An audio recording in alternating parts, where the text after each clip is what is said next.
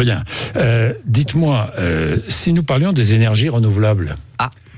Alors on en a parlé avec les mensonges de M. Retailleau. Je sais que c'est un sujet qui est moratoire sur les énergies renouvelables. Vous avez voulu ça, indispensable. Pourtant, je regardais quand même, je suis allé m'intéresser de près aux éoliennes marines qui produisent une électricité moins chère que le nucléaire.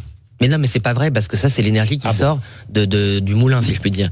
Mais après, il faut raccorder l'éolienne, et surtout, c'est ce qu'on appelle les mécanismes, d'équilibre. Le problème de l'éolien, alors l'éolien en mer produit plus que l'éolien sur terre, c'est entre 30 et 40%. Oui. Mais il y a quand même 60%. Et c'est pas quand vous voulez.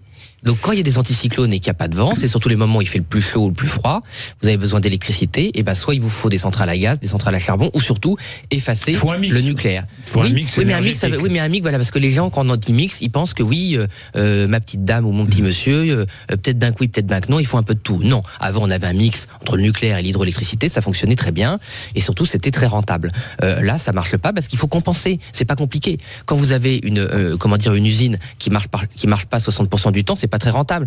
Un artisan aujourd'hui, un boulanger, s'il a un four et que son four est utilisé que 40% du temps, et ben sa boulangerie, elle va fermer. Donc, structurellement, si vous voulez, le problème des énergies intermittentes, c'est pas qu'elles soient renouvelables, intermittentes, qui sont pas pilotables, c'est qu'il faut compenser quand elles produisent pas. C'est pour ça le solaire, moi je vois le solaire, j'ai des questions, moi je vais pas me cacher derrière mon petit doigt. On dit pourquoi vous êtes contre le solaire, c'est pas méchant, c'est des panneaux sur les toits. Et le problème, c'est que ça crée de l'électricité 15% du temps, voilà, entre 10h et 16h, vous avez un pic de production en France, et qu'est-ce qu'on en fait de ce pic de production? On va pas ouvrir une usine 4 heures par jour.